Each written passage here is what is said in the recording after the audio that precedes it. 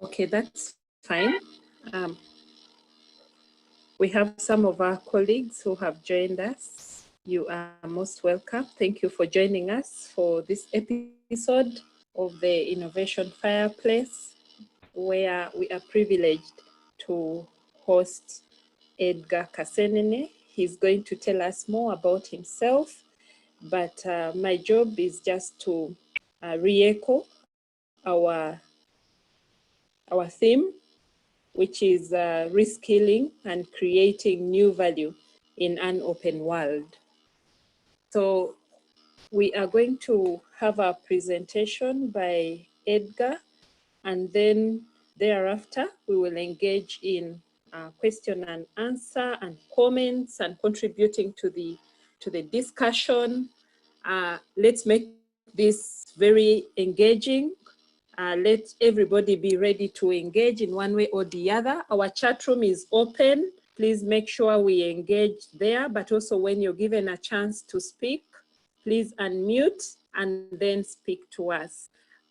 But also, as you join in, please remember to put off your microphone. Please mute unless we have given you a chance to speak. But also, we always advise that you switch off your webcams because it usually compromises connectivity. So, ladies and gentlemen, without wasting any more time, allow me to once again welcome you. My name is Harriet Adong, and I work for the Resilient Africa Network, where I'm in charge of communication and knowledge management. And we are always very privileged to host you online. Against all odds, we have continued with our work, being able to build knowledge, contribute to knowledge, but also contribute to generation of other ideas and development of other ideas, regardless of the COVID-19 pandemic. And for that, we are truly grateful to all of you who usually join us and who usually participate in these online sessions. Thank you so much. And with those few words, I would like to welcome Edgar to lead us in this engagement. It's going to be a session where we are engaging, and surely let's all be as active as possible so that at the end of the day, we are building on the existing knowledge that we each have. Thank you so much, and over to you, Edgar. Good evening, everybody. Thank you, Harriet and Natasha, for arranging this. It's always a pleasure and a privilege to engage, especially more critically in these times. I just want to check, can you guys hear me? Yes, at least I can hear you. Natasha, you can also hear? Yes, I can hear you. Yes. Okay, great. So if I'm going to ask Natasha that you're my wing lady. So if at some point during the presentation you can't hear me, type in the chat or reach out to me. Yes. I know we're going to have a Q&A session, but it can be quite intense and I can move quite fast, but the idea is to have engagement. So if somebody wants to make a comment or clarification within the first 20 to 30 minutes when I'm zooming through material, please feel free.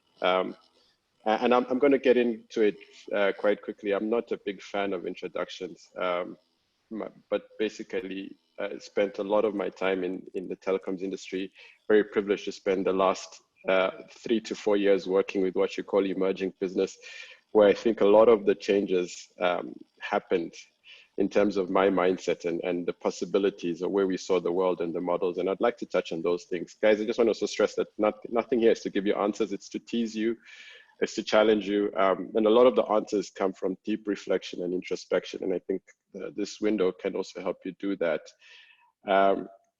So currently I'm in transition. I was heading up a software company. I'm in transition, as I always seem to be in the last 3 years, to work with we've created our own company with a very good friend of mine, and he happens to be the former Minister of ICT in Rwanda. 3 years ago, we worked together on a project and we became quite close. And I mean, even before COVID, we realized that there was a massive need to help businesses and institutions pivot in what we'd call the digital era. I don't want to call it digital per se, but maybe I could call it the internet era. And we'll reflect on this, guys. And I think a lot of this, and those of you who have probably heard me engage, I was talking a lot about the need for us to transform quite rapidly. And my personal opinion is COVID literally just pulled the trigger. Our operating environment had already started changing. And the big driver was the internet. I also see that we have Dorothy Okello online, and it's always a pleasure when I can speak with people who have been so integral to part of our journeys when we're at Makerere. And so we always still have a lot of respect, although today will continue to be very, very disruptive. I'm going to share my screen, and I also want to say, please don't worry that I'll rush through a lot of material. I want us to get to Q&A very quickly. This material will be available to Natasha and Harriet, so you'll be able to have access to it. It's just that the material sets a theme and touches on a few things. So I'm going to dive right in, and let me know if you can see my screen, and then we go. Natasha, are we good? Yes, we're good. Okay, good. So I'm going to try and cover three main themes, guys. First, I think it's important to understand that we're in quite interesting times. These times, I think, will be very exciting for a lot of young people who are on the call, but will also potentially be quite challenging for a lot of what I would say us and the older generation, where we grew up in a world that was a lot more predictable and structured. And now we're entering a world that is very, very exponential, and it's changing all the time. So I'll touch a little bit on that. I'll touch a little bit on purpose. I am a big fan of the conversation around purpose, because what you start to find as things change so rapidly, we as human beings had put all our identity, most of us had put our identity in the things that we did and the titles that we had. And so that's why change holistically becomes quite difficult. And I'll talk about the boundaryless world. And I think if you start to introspect and figure out really what you're good at, or what your gifts are, or what your core is, you start to have a lot more possibilities to work in an agile, innovative manner. This is really about innovation. And I feel like that word is abused a lot, and I think it's becoming super critical. But let's talk about that. For me, the core and the basis of this discussion is the internet. And if you think about it, this is not going to be a conversation about technology. This is going to be a conversation about behavior and the world as we know it. And if you just reflect on our world in the last 15 years, particularly the last 5 years, a lot of the big catalysts for this change was the internet. If you think about COVID, and I'll touch on that, the big leveling playing ground is people who have access to the internet. In fact, we are highly disadvantaged now, or you're highly disadvantaged as an individual if you don't have access to the internet. Last year, in a lot of my engagements, I particularly remember one where I was with the permanent secretary of Minister of ICT, were on a panel. And for me, I've been a big advocate, and there's been no secret about this, that one of the biggest priorities for modern society is to get people online. And we'll touch around what that's in the presentation and in the Q&A, and please challenge me. And for me, it was very clear, because the internet had become so integral to how we live. It had become a change in our behavior. It had become a connector of the world. More importantly, it had basically done two fundamental things. It had democratized information and had commoditized professions. So basically today, with a click of a few fingers, you can access anything in the world. And if you think about us prehistorically in the industrial era, or the structured era, or whatever you'd like to call it, a lot of us, our relevance came from what we went to school with. And I know I'm speaking to people from Makerere University, which is going to put a lot of challenges on academic institutions or institutions of learning, because institutions of learning will no longer have the same relevance that they've had in the past. Forget about just going online. But what kind of mindset do they enable in human beings? And we'll touch on that. But more or less, a couple of fundamental things happen. And the first is that the world, which we knew as local and linear, had suddenly shifted to be global and exponential. If you think about COVID, guys, and the fact that, if you reverse 4 months ago, the whole world is ticking along nicely. Because they only know that there's a virus that has been found in Wuhan. You fast forward 4 months and the whole world is in full disruption. because the world is connected. It's exponential, it's global. And then the fact is that things happen quite exponentially. But we'll touch on that also, what it means in terms of models of and creation. And it's not only just about the nature of the fact that we're in a hyper-connected world. It's also about the fact that, and I'll talk about platform companies, is that the platform companies had started to create this world which was no longer had any boundaries. If I asked you guys, young people, and a lot of you have smartphones, and I asked you, like what 5 or 6 applications do you use every single day in your life? Of course, WhatsApp will be out there, Facebook, Instagram, Twitter, Netflix, etc. You're spending 80 to 90% of your time on applications that don't physically exist in your geography. You're spending time on companies that are growing exponentially in the internet era. And yet none of those companies exist physically in Uganda. None of those companies, the way they're constructed, think about a customer in terms of geography or product. They think about a customer in terms of an internet connection. So Mark Zuckerberg is very clear, Facebook, that anybody who has an internet connection is his customer. And that's what's happening to the world. And they're creating what you call the platform effect or the platform economy, because for them, as soon as they have Edgar as a customer, they're leveraging his data and they're growing to solve more and more of his problems. And you, Natasha, in Uganda, suddenly don't realize that you're spending most of your day on these platforms, which means you're cutting out a lot of other platforms or behaviors or companies. And we'll touch on that. And this platform effect, hyper-connected world, is not slowing down. It's actually, in fact, increasing. I spent quite a bit of time with companies. And the thing that stresses me the most is that businesses are not realizing that things are not going to be the same. Businesses are not realizing that their boundaries have completely gone, and businesses are not realizing that digital is not a conversation, it's a behavior. It's not a technology, it's not an IT department thing, it's where your customer lives. And unfortunately, COVID is going to accelerate these behaviors, but we'll come back to that.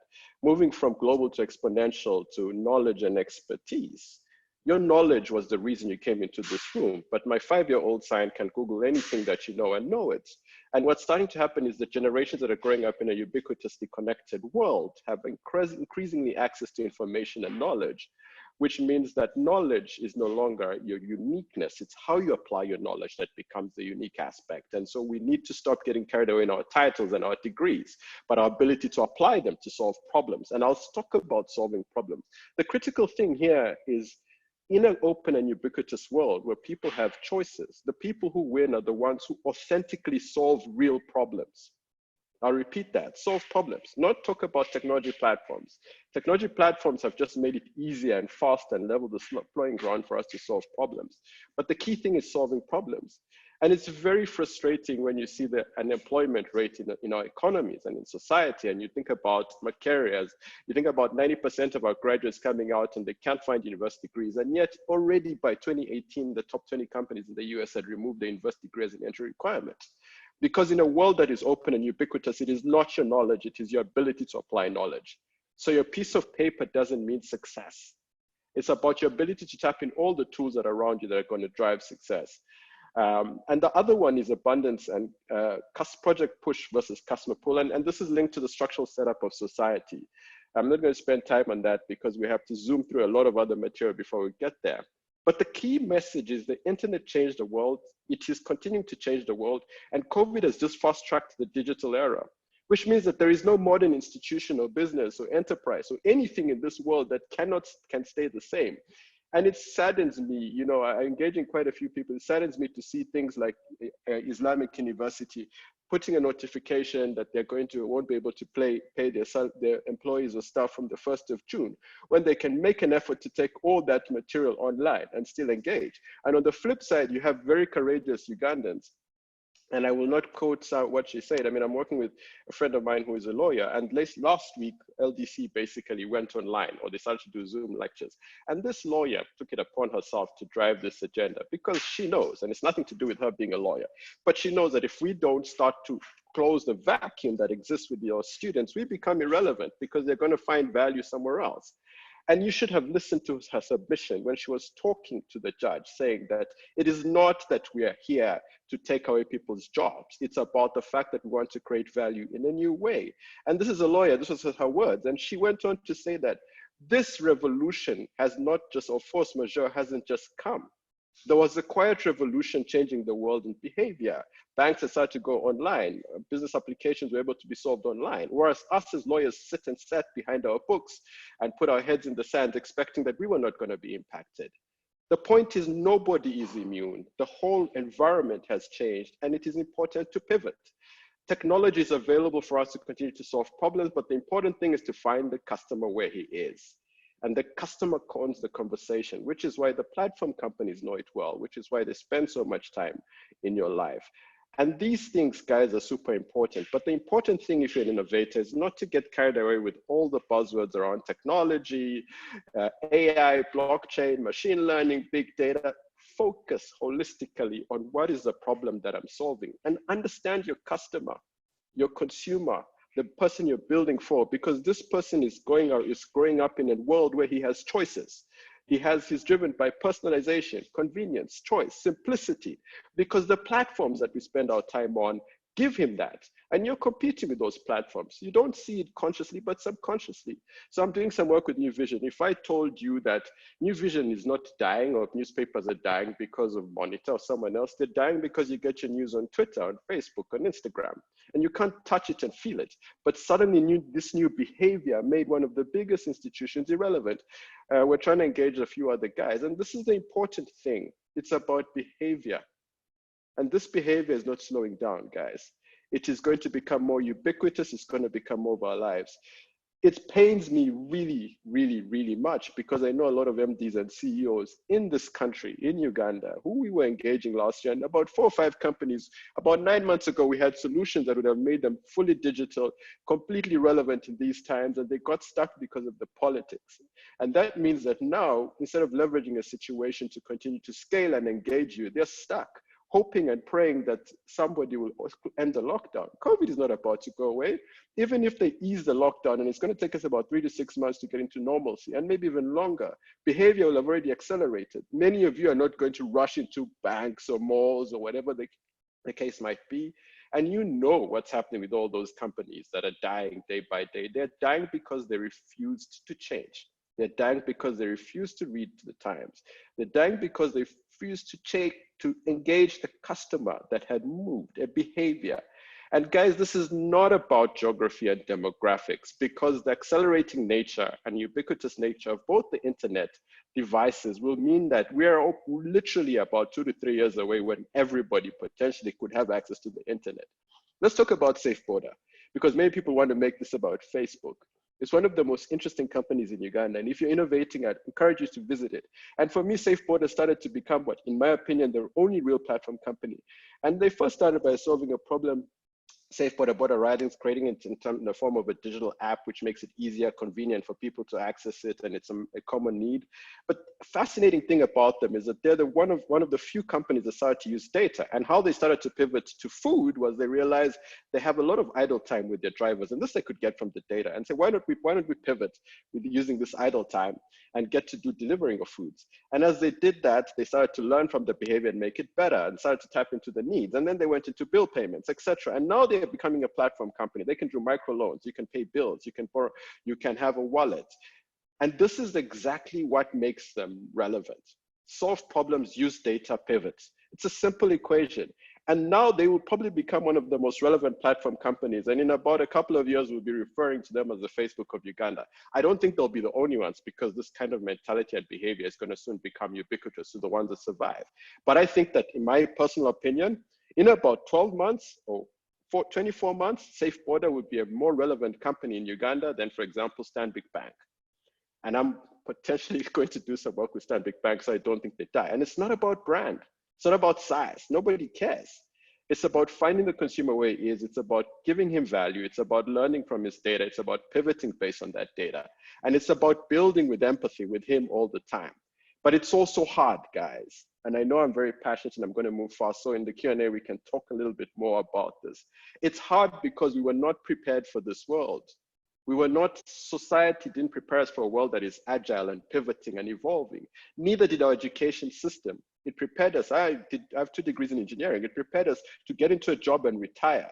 Now suddenly COVID hits, and of course the world has been evolving, and your business has to pivot in a couple of weeks, not months or years, weeks.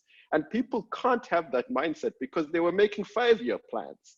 And last year when we talked to businesses holistically about stop making 5-year plans, start being very clear about the end goal of your business, what impact you want to have in society, and start pivoting on a daily basis based on how you see customer behavior.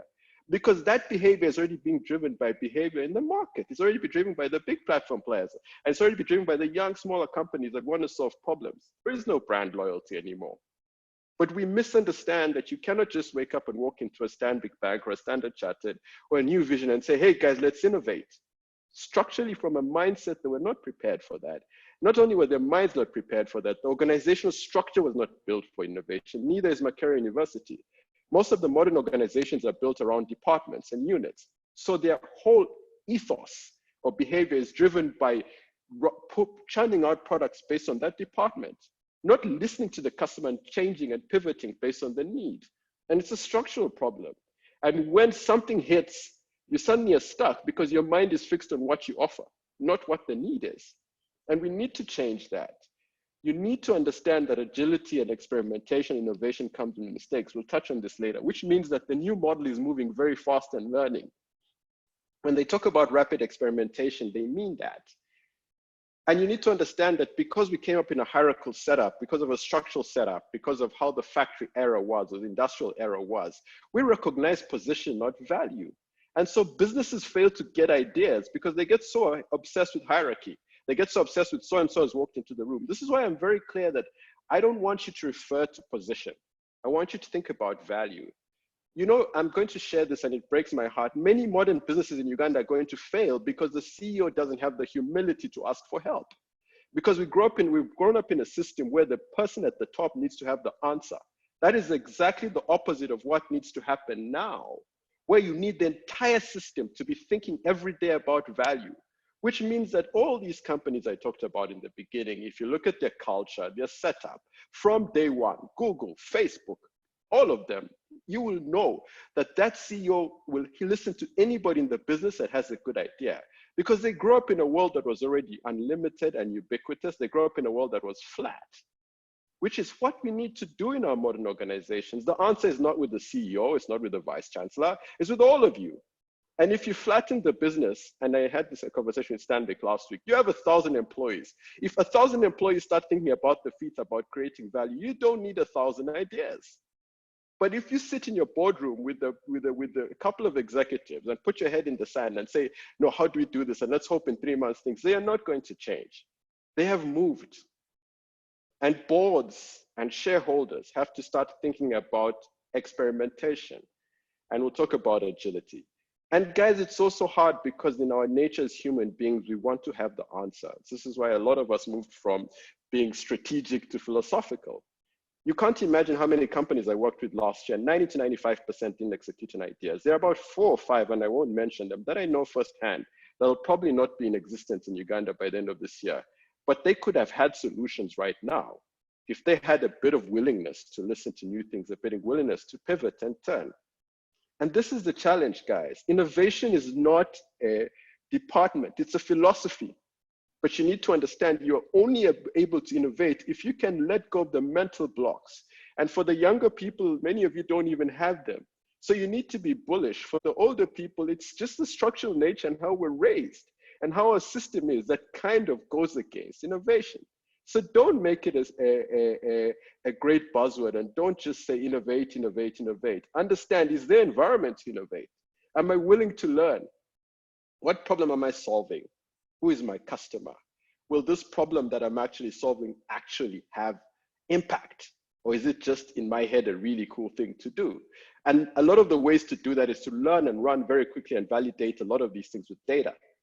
Data, data, data. People talk about this, but they don't do it. It's, you know, and I'm sorry guys, I get very passionate because it breaks my heart. I mean, I know a few companies, forget about those that didn't implement, that even had data on what their customers were saying and they didn't listen to it because of the structural setup. And a lot of this change, guys, is not just about technology and strategy. It's about mindset. It's about structure. It's about speed. It's about purpose. Value is the most important conversation. Not position, not product.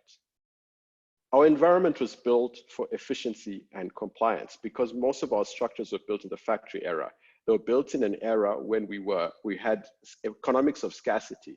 The internet created economics of abundance. And so experimentation and innovation, learning at speed are more important because the guys who do it are winning. It's not rocket science, but it's rocket science. Because the same people on this call are giving the same money to the same companies that are scaling. And yet they're going into work with companies that are absolutely doing the same old thing that is absolutely not listening to the customer. We're in a platform economy, which means in principle, everybody's in competition with everybody.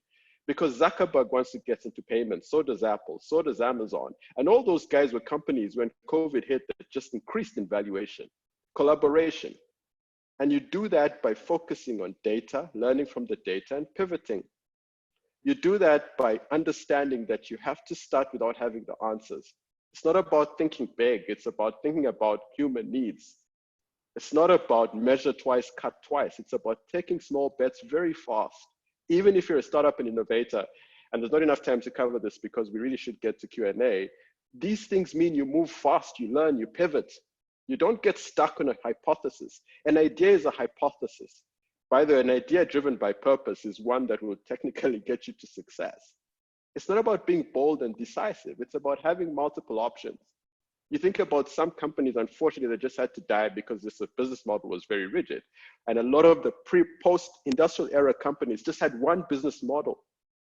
Yet if you think why Amazon was growing in COVID, or Facebook and all these people, it's because if you really ask yourself, what products do those guys sell? You could actually probably count 10, 20, 30. And that's the point, guys. It's about value. It's about learning from data. It's about pivoting. But agility means that there will be failure. And this is also linked to part of our mindset. We criminalize failure, and failure should be contextual. It's not that if you're running a business or an idea, we want you to fail, but we want you to learn very quickly what is not working. There is no way, all these companies, I keep going back to them, even SafeBorder, if you go and talk to them, they'll tell you about the number of mistakes that they do, but they learn very quickly from the data. And if you're learning from the data with speed, you will get it. You will get it, but you have to care. And at the heart of all this journey is a really, really purpose. It's about being empathetic. It's about understanding, what am I doing? Why am I doing it? Why? What is the impact it's going to be? Is it linked to the things that I really care about? You know, Steve Jobs said it well, and you guys have all heard the commencement speech of Stanford. And a lot of us in the last 3 years, as we're changing, when we're struggling to make the pivot and transitions of our life because our purpose became very clear, and we realized we needed to leave some of the biggest institutions in the world, otherwise we're not going to fulfill it. You know, you go back to the words of Steve Jobs, and he said it very well. Guys, you're going to spend most of your adult life at work. In order to have a successful life, you have to do great work. In order to do great work, you need to find the work that you love. And like all matters of the heart, you will know when you do. And until you do, don't settle. This links to work, it links to career, it links to everything. I struggle when people say, oh, me in my professional life and me in my personal life. There is no you in your professional life and your personal life. There's you. There's you with your passions, your gifts, your abilities. And if you really struggle with purpose, think about the core of your value system, because purpose is what allows you to innovate. It's what allows you, because you stop looking at the world by your title. You stop looking at your world by your degree. You let go of the things that confine us and constrain our minds. And businesses are going to fail, guys. I'm sorry to be the bearer of bad news, but we haven't even come out of the worst of it. But there's also going to be a whole new era of successful businesses that have built based on genuinely solving a customer problem. And if you're clear about why, what problem you're solving, why you do what you do, it won't matter how. Businesses get stuck in process and structure, why and what and how, because they're not clear on why. Right now, when businesses have to run, they're hiding behind procurement processes, they're hiding behind all the things that you can think about. And this is not the time to do that. It is simply the time to ask the question, where is my customer today? And what is value to him? And this is the journey, guys. This is where you need to focus. And a lot of this journey needs a lot of your openness to learning. It's a new leadership philosophy, and this is unfortunately why it's also very difficult. It's difficult because human beings have to be vulnerable. They have to focus on asking questions, not giving instructions. You hear the word curiosity a lot, and curiosity is more important than knowledge. Ask questions, be humble, be vulnerable, and start. This word agility is not about thinking analysis paralysis. Dive in. There are companies that are going to win because they're going to figure out how to do this Zoom thing, and they're going to make mistakes, but after a week, they'll get it. And then they'll be flying. Agility means learning as you go, and this is the world. And one way to learn as you go is to use empathetic building around the customer. And if you're an innovator and you're not using design thinking, I'm sorry. Get with the program, but design thinking is messy. There is no certainty in a world that is going to continue changing. There is only empathetic building with the customer and learning at speed. And so, guys, I know I've covered a lot of stuff. I want us to have Q&A because there's a lot of stuff to cover. It's more about interesting. The world has changed, guys, and it's not going to stop changing. The internet is at the core of this revolution. And the internet creates infinite possibilities for all of us. In fact, it equalizes the playing ground. And for last year, I emoted quite deeply that the greatest thing about the information era is that suddenly Africa is as competitive as the rest of the world. Because guess what, if you're here as an innovator, if you build a cool product, nobody can limit it to Uganda. There's no geography limitation to your really great application. It'll be used everywhere in the world. And I was telling businesses last year, why when you're building an application, you think about the geography? Mark Zuckerberg doesn't. He doesn't care that you're in Masaka or Vietnam or California. He doesn't really care. And the internet is the same everywhere in the world. And so are the tools, and they're becoming easier. And social platforms will mean that you scale. They'll also mean that you die. You guys have all seen the drama that's now coming out with the whole COVID fund. And when they ask people for 10K, and I actually thought that was careless, but this is not the conversation for that. But the point of the conversation is that command and control is dead. It is only empathetically building and tapping authentically into the user and listening to the customer and learning and trusting the data. And empathy doesn't mean that you actually go beyond just understanding what they're telling you. You actually go to what is it are they trying to achieve with this application? What are they trying to achieve with this? And act, and then start. There's no time. You know, there's no time, and I think COVID has showed that. You don't have 2 years, you have a couple of weeks. It's gonna take time, guys, but it's a journey, and commit to the journey. I skipped a lot of stuff on purpose so that we can have a Q&A session. It's not about impact. It's not about roles, sorry, it's about impact. It's not about expertise. And this is why I hate bios, I hate titles, I hate this, because in my last 3 years of my life, especially in the last 18 months, I learned more than in the previous 18 years. And frankly speaking, even in the last 2 months, it's going crazy because I'm suddenly being asked to speak to people about a world that I can't touch. But I know the properties of the new world because I'm always hungry to learn, and so should you. I don't define myself by my 2 university degrees. I don't define myself by the heading up innovation for Ericsson in Africa. I don't define myself by the CEO of Retro Rabbit. I define myself by my deep desire to continuously drive abundance on the continent, which will mean that if I focus on that, then the world has a lot of possibilities. But find your purpose. And I'm going to end with this quote: digital transformation is not about tech. It's not about abusing tech words like AI. It is about an organization-wide effort to transform your business solution institution into an agile, data-driven, responsive partner for clients, for customers, responsive partner, which means you respond to needs.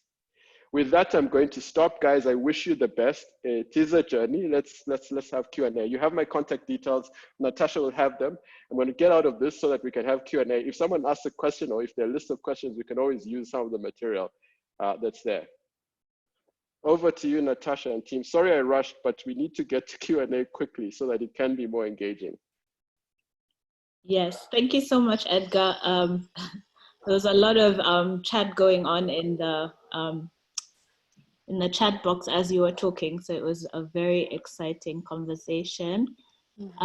We have a question from Elvis, and participants, feel free to raise your hands if you want to. Yeah, and please, I'll just ask you so that I can keep the slides. If someone asks a question, because I skipped a lot of material, I can just refer to one of the material. I'll just put it on the screen. So please be my guide, Natasha.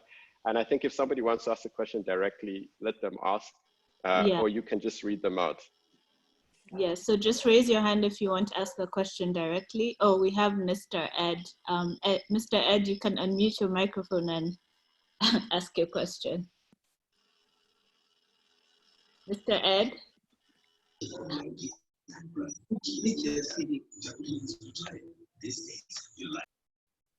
Okay, Mr. Ed, unclear. But we have a question from someone called Elvis, who is asking, how can I integrate technology in my business model design for low-income families in rural communities?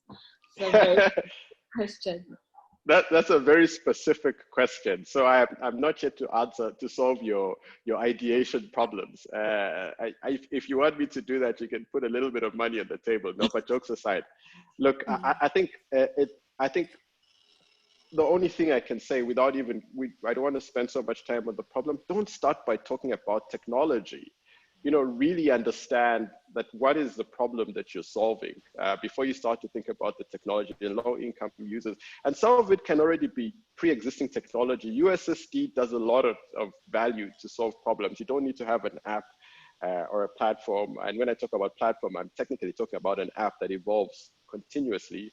But the critical thing is to think deeply about the value chain or the value system or the ecosystem, and think that, is there actually a need here in low-income families? What is the real need for low-income families? And there's going to be actually quite a few needs in low-income families. I have some ideas for some of the companies in Uganda, which I can't share on this call. But this is actually the best time to really think about problems that allow people with low income to tap into solutions. Because I mean, value is going to become such an important conversation. The thing about COVID, and I'm sorry, I don't mean to be a doomsday guy, but one of the reasons value is super important is that it's not even just about the fact that a lot of things are going online and everything is going to, you have to either have an online model or be able to engage them. It's also about the fact that we're going to enter a depressed economy.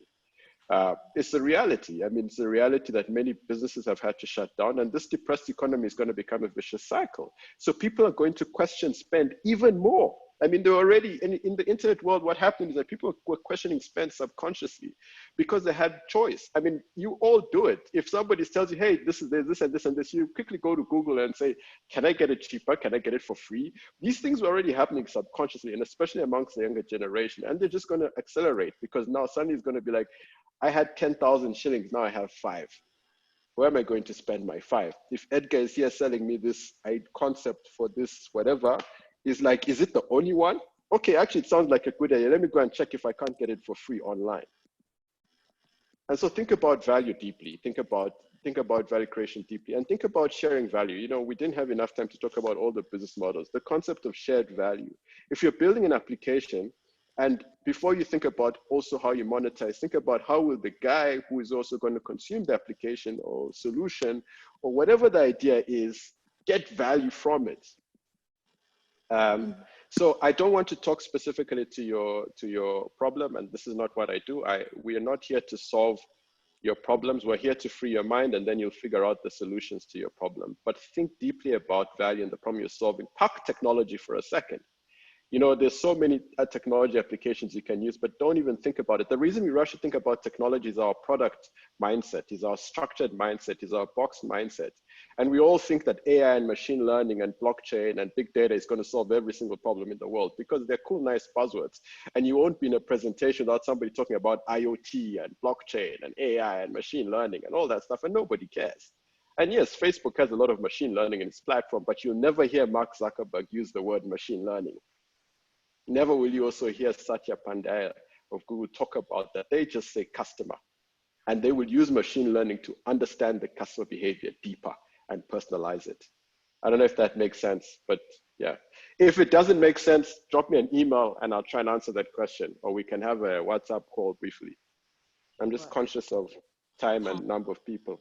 Yes, we have a question by Deo. Deo, do you want to unmute your microphone and please just keep your question as brief as possible so other people can. Okay, thank you so much, Mr. Edgar. What I'm asking about, for us in the construction industry, we face a lot of challenges to integrate the technology and internet bit of it because of the physical presence. Because as for me, I supervise sites, and most of the work we do is more physical than this of the new world. So how can I integrate my work with the new changing ways of working in this world? Thank you. Yeah, so also let me clarify, guys. I'm not saying that the internet changes every single business model instantly. So of course, there's still going to be a brick and mortar world. I must say that you are really in a really tough situation if you're in construction, because the real estate world is going to suffer quite significantly. It's not going to become irrelevant, but as we actually start to spend more time at home, we're going to spend less time in traditional real estate. Think about your work, and I think you can use technology not necessarily to change the business model of construction, but to give you more efficiencies. And what is it are you trying to get the most out of your business right now? Are you trying to get efficiency in terms of employee, or are you trying to market your stuff better? It's like, what is it that you really want to do right now? If it's trying to market your construction or the stuff that you're building, of course you can build an app for that. If it's trying to be more efficient, you can figure out a way of creating platforms where people can register or update progress of work and stuff on that, so you can be more efficient. It really depends, again, and I know I sound like a broken record, what you want to achieve. Not to just think holistically and say, I'm in the construction industry and I want to benefit from this new technology world. Eventually there'll be a lot of things that render the construction industry different, but those things are not really practical right now for us in Uganda. Things like 3D printing, those things probably are a few years away. Look, I caution not to give predictions, because sometimes we give predictions and it happens in a few months. But what's the most important is, what is it are you trying to get out of your construction business? And what are you building? Are you building for office? Are you building for homes? Are you trying to get more efficiency? Are you trying to save cost? And all those things will guide what kind of solution you build. And I say solution, I'm not talking about tech. I'm talking about solution you implement. You want to be efficient, you want to be faster, you want to be simpler, you want to actually ultimately get to the point where you can collect data. So let me put it this way, irrespective of your business, whatever business you actually want to be able to have points that you can collect data. When people talk about the fact that every business is going to become a tech company, they mean that every business will actually use data to understand what's happening. And using data will mean so many different things for an e-commerce business, for a construction business, for a bank. But it means that there'll be some sort of touch point that you can either interrogate your employees or interrogate the customer. Interrogate is not the right word. Engage your employees or engage the customer and learn from behavior. Okay, thank you so much, Edgar. We have several other questions in the chat room. Maybe I could just quickly read through. Hopefully Edgar can touch base and share about his perspective on who an innovator is and whether we are all innovators by default. I saw that question earlier. I think it even came in before we started. I think it's an important question or comment. I think we're all innovators by default. And I think it's just that, you think about how we grew up, and this is why I talked a lot on the slide about the culture and the philosophy and the mindset. If you think about kids grow up, when we're kids, we're all super curious, and you'll see that a lot of the modern societies, places like Singapore, are doing a lot of work in revamping the education system. So it goes back to being very personalized and not structured with curriculum. So that very early in a child's journey, you figure out what his gifts are, and he starts to spend his life focusing on his gifts. We are all innovators by default. We all have a desire for impact. We all have an ability to solve problems. It just depends on how much we care about the things that we want to solve and how free our mind is to be thinking critically. And this is the challenge. I think the challenge is that, society has sort of beaten the critical thinking out of us. This has beaten the curiosity out of us and just made us crammers. I mean, I remember last year when, and I'm sorry Dorothy is on the line, when Dorothy asked me to speak to the engineering class, I was so shocked how little engagement there was. And one of the lecturers even said, Edgar, when we ask guys to repeat the stuff of the lecture, they have everything. But when we ask the guys why, simple question, why, they stop. And, we've created a society of crammers. We no longer have the ability to be curious, to ask why.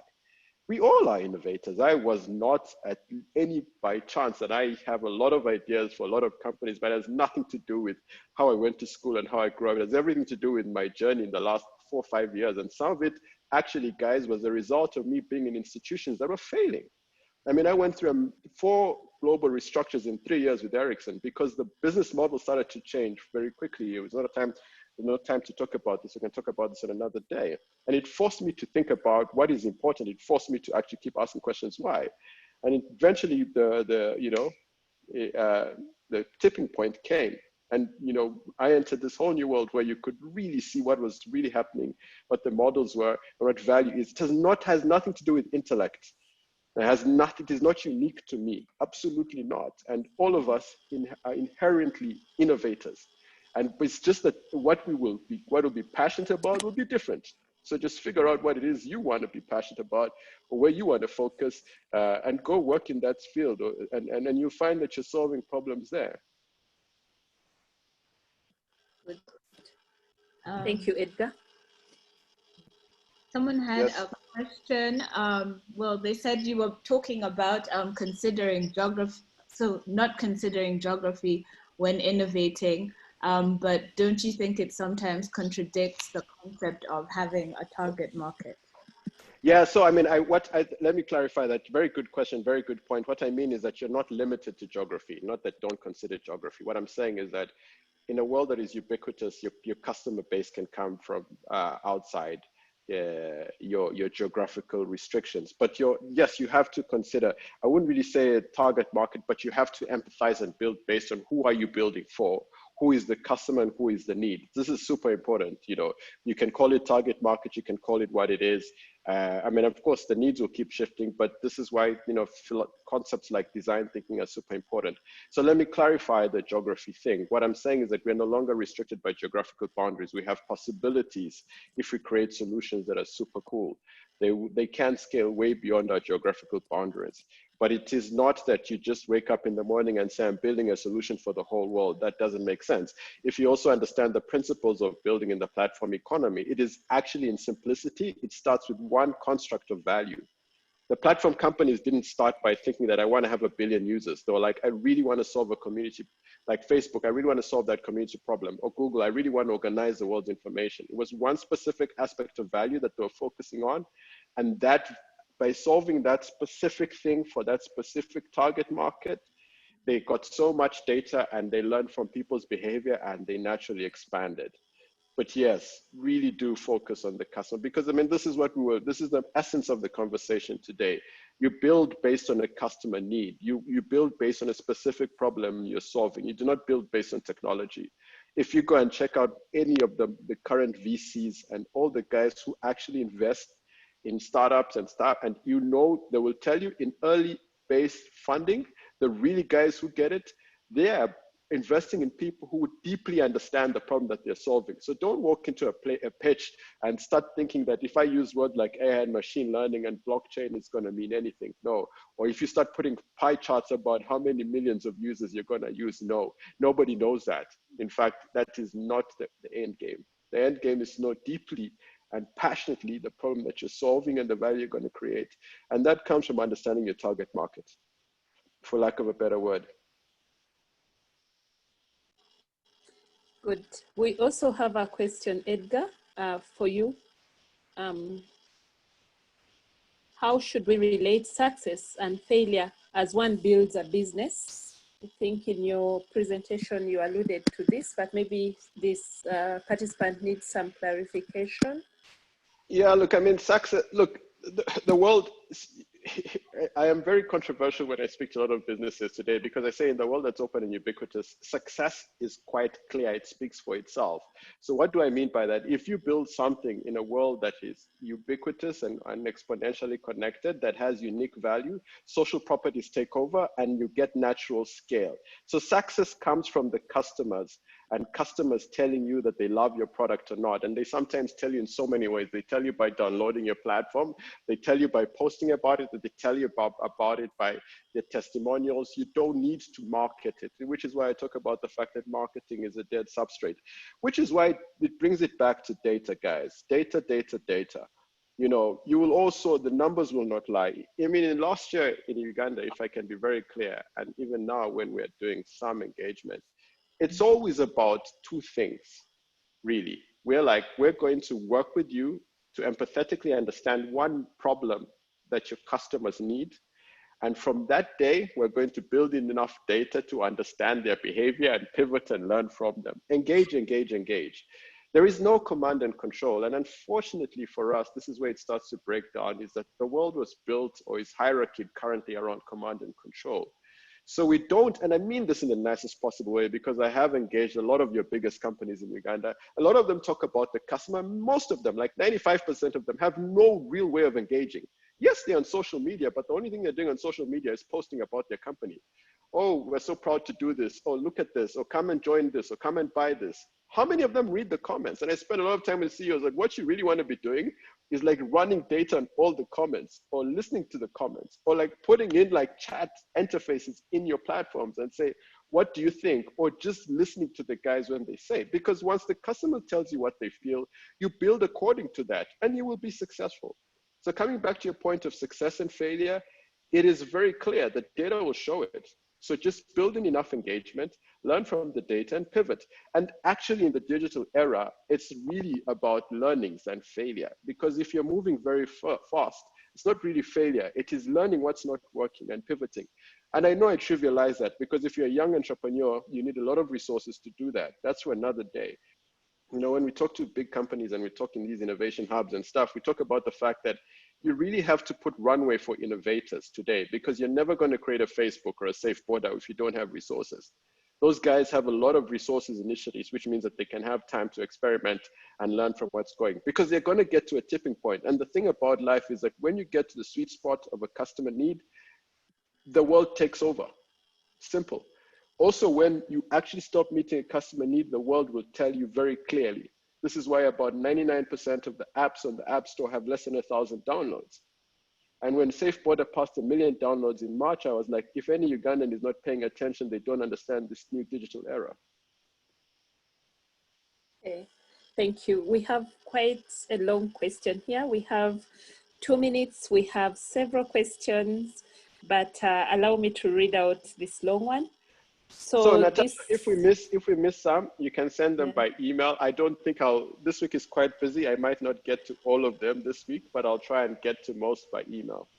But read out those. Sure, yeah. And then we can post them on our platform so everyone can access them. Okay, yeah. Okay, that's good. So should we have one last one before? No, we can go for another 10 minutes. I have a hard stop at 6:15. Okay. Your time. So I'm happy that we take as many questions, because I mean, it's in the questions that people start to ask questions, to be curious, or you start to speak to them. Otherwise, it's just you rambling. Okay. Thank you, Edgar. So our participant has been asking some of her friends in Uganda about creating an ecosystem to foster innovation. There seems to be a lot of frustration in regards to collaboration and getting stakeholders on the same page. Many are working towards the same goal, but transactional leadership instead of transformational lead, which leads many to work in silos that work against exponential growth locally. She's currently in the US, and she is troubled by the mentality that we need foreign investments to thrive. What is she missing? What is she missing when it comes to both public and private sector investing in local talent? Yeah, so that's a very important point that she makes. It's very, very complicated. Guys, because I'm a very transparent guy, I'm going to be brutally transparent. And this is not about being critical or giving the answers. A lot of our society in Uganda is really still off the mark. You know, the new properties of investing in the new world, they don't fully get. And please, guys, forgive that I'm going to be very direct. And it's also because fundamentally for most of modern society, this is a huge mindset shift. So it's not unique to Uganda. There are very, very few global companies that are fully innovative. You know, the world structurally, in terms of how businesses are designed and how education system was designed, has been fundamentally the same. It's just that in the last 2 to 3 years, the world just flipped because the internet became this big monster. So you have to empathize with the fact that this is a deep conversation that needs to happen at policy level. There's a deep mindset conversation. This is a deep shift in people understanding when new value is created. It's not obvious. And even now in COVID, you know, a lot of people are going to go to textbooks to look for answers. They're going to go and try and, you know, lean on their own experience or lean on their expertise. And this is a completely different way of doing things. So a lot of people don't collaborate and don't put a lot of effort and investments in in the right place, not because they don't want to, it's because to a large extent their mindset is constricted. The silo mentality comes from the structural setup. I spoke a little bit about the structural setup of society. Society was built in boxes. The industrial era was built in a structure. It was in siloed structures. Everybody to himself. I built this product. In this world of collaboration and co-creation, those structures have to disappear. But it needs leaders to be empathetic and understand that my success is dependent on another person's success. So I need to collaborate. We're really not yet there. I'm going to be very brutally honest.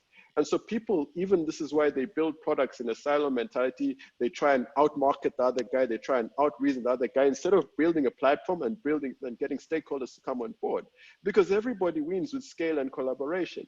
So it is frustrating. I'm sorry I don't have the answer. And that's why some of us are really trying to do as much work and as much effort to be in the right rooms, have the right conversations. But we understand that it's a mindset shift and it's a journey. The only problem for us with COVID now is that a lot of those businesses that don't accelerate that mindset shift, unfortunately, are going to die. And this is why you heard some of us being super passionate over the last 6 months, and we're even probably a little bit more passionate now. That lady who made the comment is exactly on the money. We have fundamental structural and societal mindset issues in our society in Uganda. And it's not personal to people, it's how businesses looked.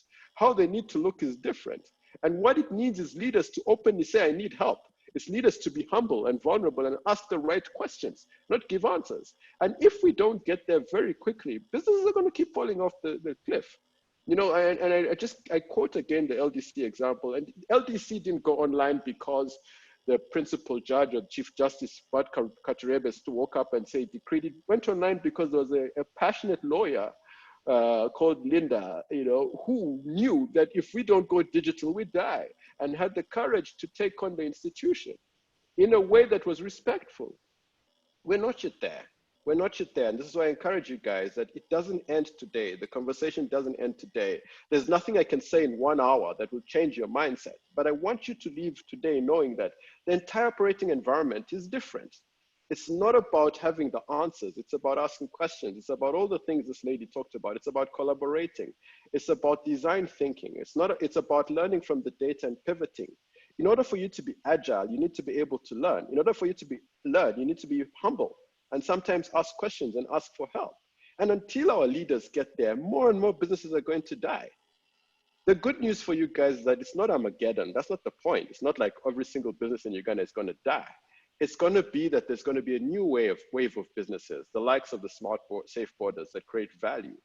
The reason we're passionate is that most traditional businesses are a ticking time bomb, because they're not doing the things that this lady talked about. They're not collaborating, they're not digital, they're not using data, they don't have structures or cultures for innovation, not structures, cultures. They don't have a philosophy where ideas can come to the surface. They want to think in their silos, they want to think I have the resources to do it, and they want to think locked.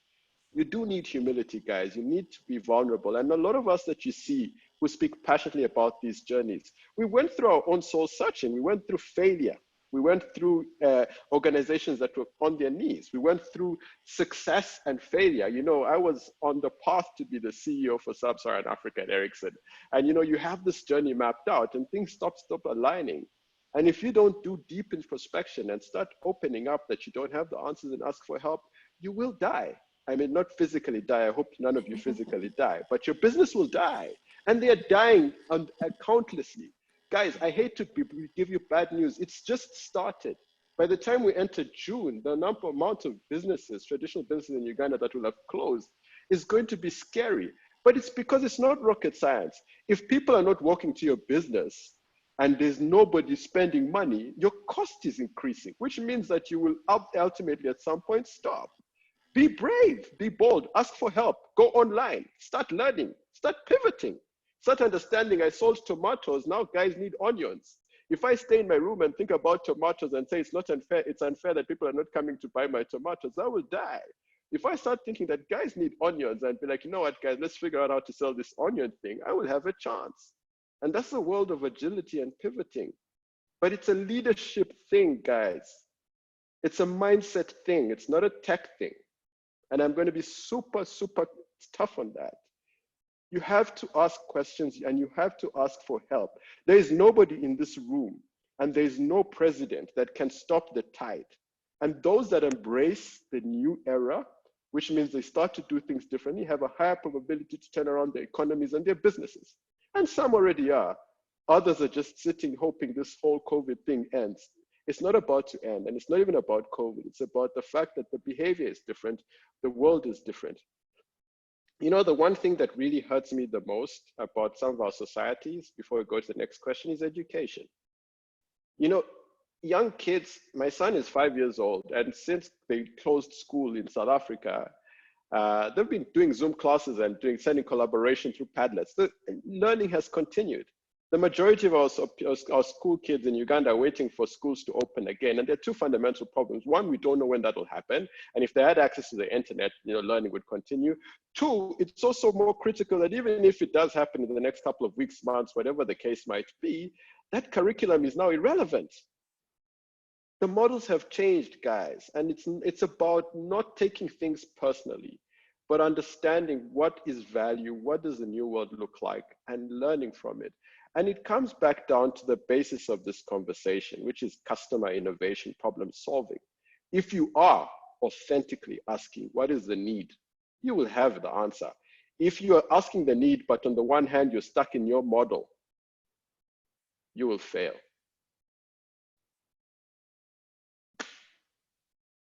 I had to mute my microphone because I was clicking my fingers on this side. There's lots of questions. So like I said, we'll just email Edgar some of these questions and we'll post some of the answers on our social media platforms. But one last question, or maybe two more, I don't know. Someone was asking, how would you advise entrepreneurs in the service industry where value is based on experience that sometimes is skewed by opinions?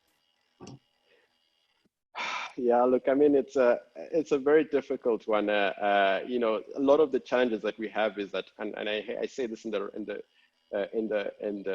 nicest possible way, is that the ideas currently rest with people without the resources. The people with resources absolutely don't have the ideas because their whole world was so easy. They had a product that they just churned out like a factory and it made money. And then suddenly the need shifted and they can't shift. And a lot of these young entrepreneurs have the really great ideas. They don't have the resources. I had a really engaging conversation with Stanbic last week. I'm going to spend some time with the CFO. I think, the only way we actually solve this problem well is if the private sector very quickly embraces and brings on board entrepreneurs and innovators and works with them. I had the same conversation with a lot of the CEOs last year.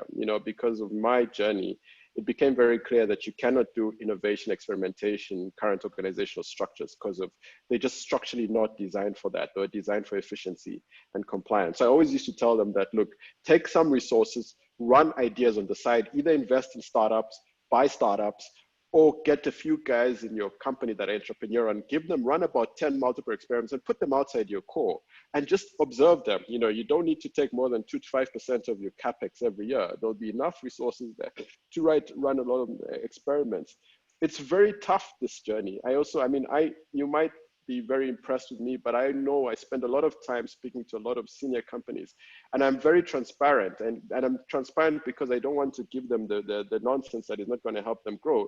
But I also know that in being transparent, there's a 90 to 95% chance that I'm not going to continue to working with them because they want a standard fixed answer. They don't want to go through the whole point of design thinking, experimentation. They don't want to be entrepreneurs. They want to have that given product, they want to have KPIs or given targets every month, every quarter. I think we're going to get a better balance post-COVID. I just pray to God we don't lose too many of our companies too quickly so that capital dries up. The thing about disruption, and even though some of us could never predict COVID, we always got feelings of the exponential world. And we always talk to companies about the fact that the biggest problem with when you get disrupted is that it's game over. It's like there's no more time to invest. And that's the challenge or dilemma most companies are facing now. There is a knock-on effect of businesses closing, people defaulting on loans, companies having to cut costs, is that you get into a vicious cycle where you're cutting yourself to death. It's a very important point. I think we have to find a better balance between the people who have the resources and don't have the ability to innovate, and the people who have all the ideas like you guys, or many people like you, I don't know all of you, and don't have the resources. And if we start thinking as society, we start to move a lot of those resources. And our business professor used to say it well, you know, just before I left Ericsson. He used to talk about the fact that companies need to find the balance between preserve the core and create the new. I was a CEO last year, and I mean, I've had a lot of senior executive roles before, and I'm not naive. You have to be pragmatic. We're not saying, hey, get excited and bet all your money on new things. You know, you have to run the business. You have to run the machinery. But you don't need all your thought process to run the machinery. And most of the people, executives, and I mean this in the nicest possible way, that you see in the modern organizations, were trained for a world of predictability, where all they needed to do was churn out a machinery. This is why I advise people, don't go get an MBA. It's not going to get you an executive job. An MBA was necessary when the only thing you needed to do was understand supply chain, marketing, production, etc. The standard things to run like a factory level company. Now you need a complete opposite of that. You need guys who think on their feet. And Natasha, I'll send you quite cool job descriptions. The modern job descriptions have nothing to do with years of experience. They have everything to do with collaboration, agility, curiosity, etc., etc., etc. Nothing to do with how many degrees do you have. We want 15 years of experience in doing blah, blah, blah. Not necessary. Jack Ma of Alibaba changes his leadership team every 2 to 3 months. That means he swaps around his executives every 2 to 3 months. And this is what I challenge Stanbic. And the only reason he does that is that it's more important to focus on the customer, not the role. And in modern society, by the way, most people can adapt into new roles because all the information is there. You can literally be a head of human resources, and I make you head of marketing in a new business, and in 1 month, you'll be up to speed. But we put all our effort into our titles, and we miss the big picture, which is who is my customer and what does he want? We need to find a better balance, guys, and I'm going to leave you with these thoughts. We need to find a better balance in Uganda between the guys who have the resources and the entrepreneurs, and we need to bring them together. Because I can tell you right now, our policy guys are out of their depth. They have really, really out of their depth, and this change or this spinning or this disruption is not going to slow down. And it's not that we don't have leaders in Uganda who get it. I just feel that there's too small a population. I hope we start to create more of them and to get to a tipping point. I hope we start to understand that it is as important to build an internet highway as it is to build a road highway. It is as important to put funding in entrepreneurs as it is to put funding in infrastructure, because it is the safe borders of this world that are going to drive the economic growth of Uganda. The same way Alibaba, Tencent is driving the economic growth of China. The same way Facebook, Amazon, Apple, Google are driving the economic growth of the US. Not General Electric. You hear all those big industrial area companies dying, not the banks. The top 10 airlines have a combined valuation of Zoom, just to give you context. So Zoom is more valuable than the top 10 airlines, and it's not even to judge apples for apples. It's when a shift happens, it happens.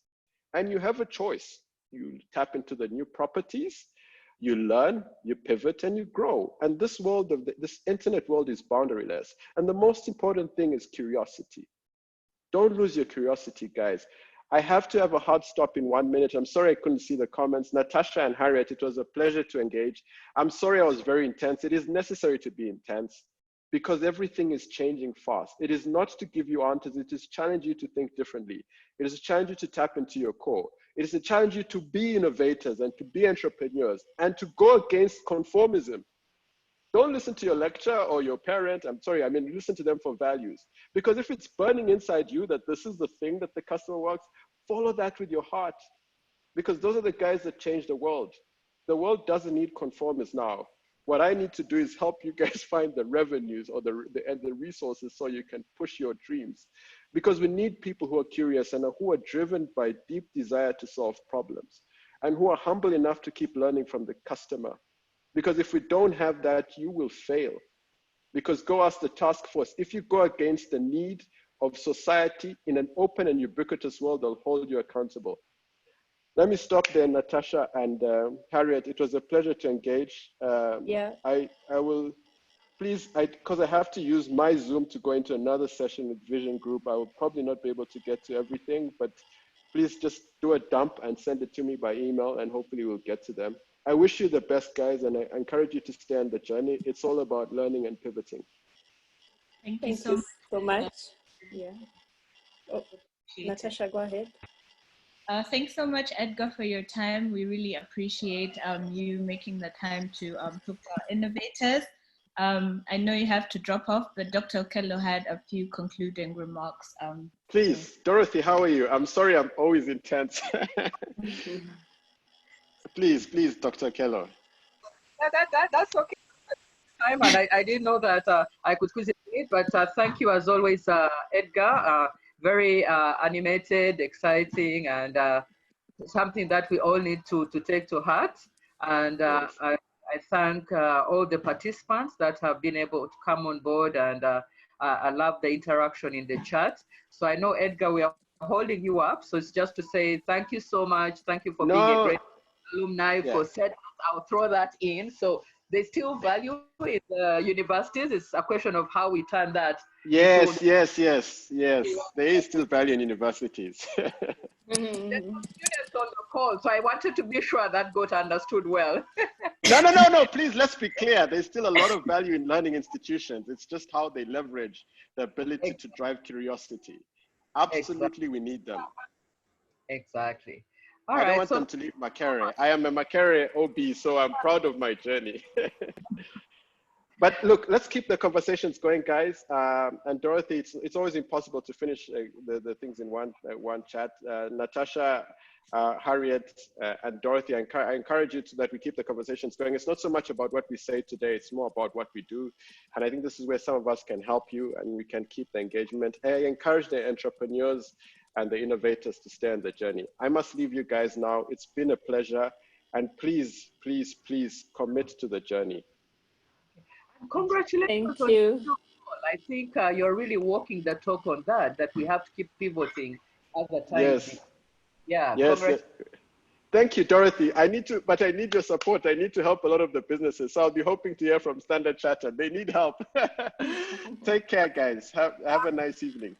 Thank you. Thank you. Bye, Edgar. Bye.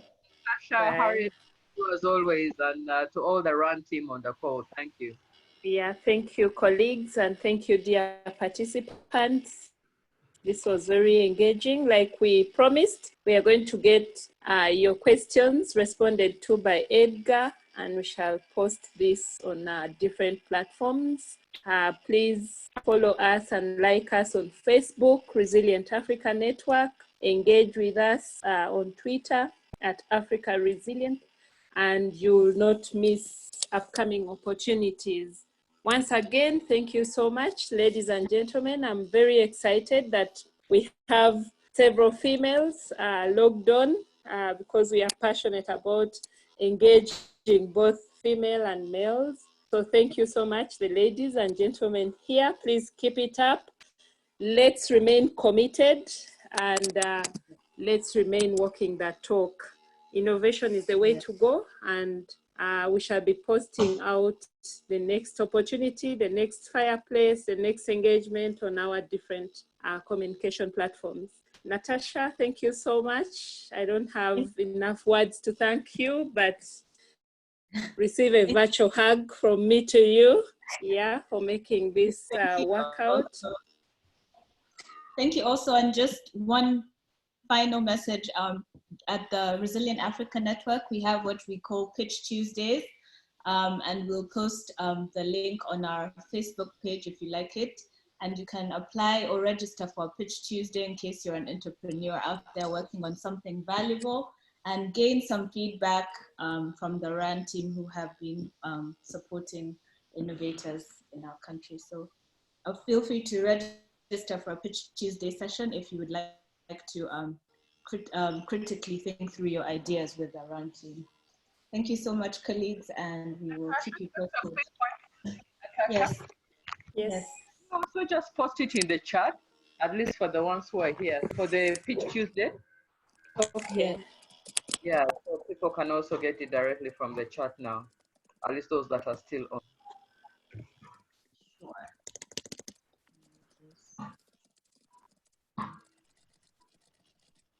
There's also a good question in terms of how can one access the recorded session? If you can speak to that as well. Yes. So following as I look for the link for the Pitch Tuesday session, at the end of this session, once the video recording is available, we will share the link on our Twitter, Facebook pages, as well as our website, ranlab.org. So on Twitter, you can follow us. We are at Africa Resilient. That's our Twitter handle. Yeah, and I'm already pasting the Pitch Tuesday session link. There we go. Please engage with us, take advantage, come up with an idea, write to us, and we shall schedule you for a session that will help you to further build on your idea, but also to think a little bit more in depth. Once again, thank you all. Thank you, dear RAN team, our colleagues who joined us. Thank you so much. Let's keep the fire burning and let's keep engaging for innovations. Dr. Dorothy, thank you so much for always being with us and for lecturing students like Edgar Kaseneni. I think I should get back to school and do engineering, so I'm your student. You're most welcome to my class. I don't know if my students feel happy when they are going through. They feel happy after they have gone through. So you may want to speak to a few more and increase the sample size. Thank you. Since we still have participants, Natasha and Dr. Dorothy and all the rest, is there one of you who would like to just verbally share your experience briefly about this session before we close off?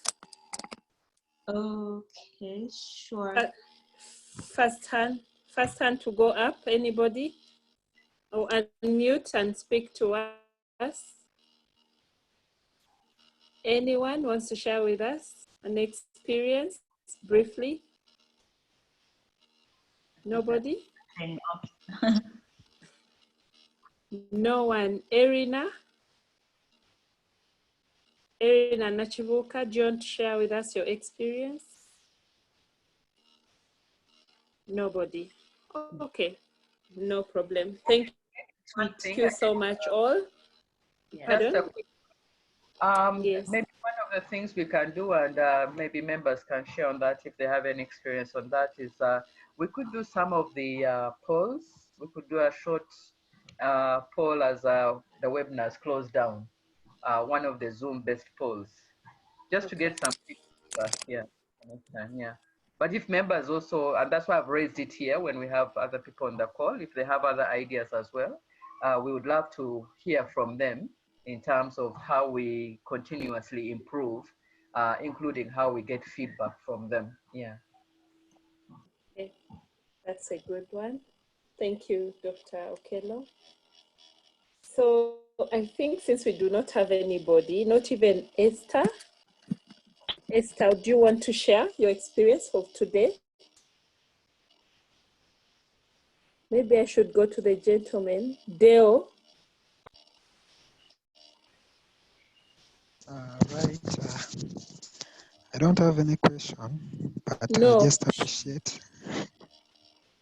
Yes, I just appreciate for what has been discussed here, and my mind has already opened to the new world, and I'm ready to implement because it's 99% implementation and 1% is it strategy. So it's going to be my way of doing things.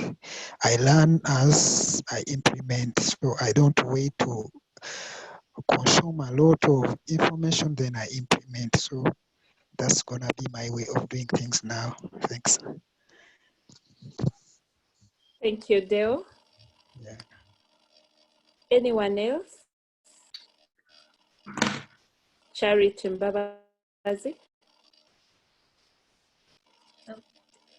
It would have been nice for us to end the call when we have heard from a female. Ladies, are we going for it? We have some hands raised. Oh, okay, good. Charity was raising her hand. Hi. Hi, can you hear me? Yes, we can. Yes, Oh, go ahead.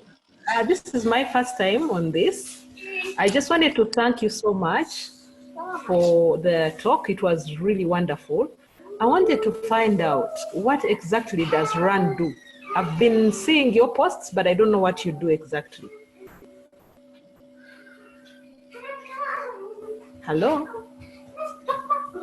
Yes, Yes. Charity, Yes. we can.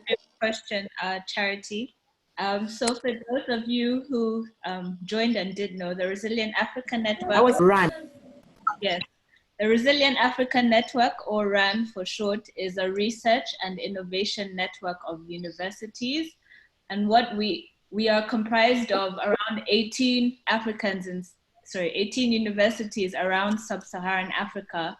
And what we do is we leverage the ingenuity and research that is done within universities to solve developmental problems. So as a result, we do a lot of research to identify the needs of communities, which Edgar kept speaking about, find the need, identify what the needs of your communities are, or what the need you're addressing is. So we do a lot of research to identify what those key needs are. And then in addition to that, we support innovations that work to address these needs. So we incubate innovations that are transformational and that bring about transformational change through offering them mentorship support, but also practical guidance on how they might go about bringing their business to life. So that Yeah, thank you very much. Maybe we'll engage with you offline. I'll check your website out. Sure. Yeah, I have just posted the website link, www.runlab.org. Charity, feel free to visit our website, but also visit our Twitter page and visit our Facebook page. You'll be able to get to know details about RAN, and then pose to us any questions that you have thereafter. Okay, thank you very much. Much appreciated. Much appreciated. Thank you too. But please thank Edgar. His presentation was excellent. Okay, we will thank him. Thank you so much for appreciating. Okay, I think we come to the close of this.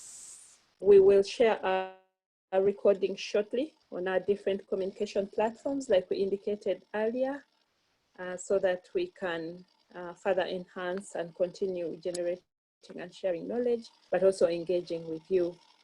Thank you for keeping with us until this hour, 6:30. We wish you a productive week. Remain safe. Keep washing your hands with enough water and soap. And let's continue with the fight against COVID together. God bless you. Indeed, thanks.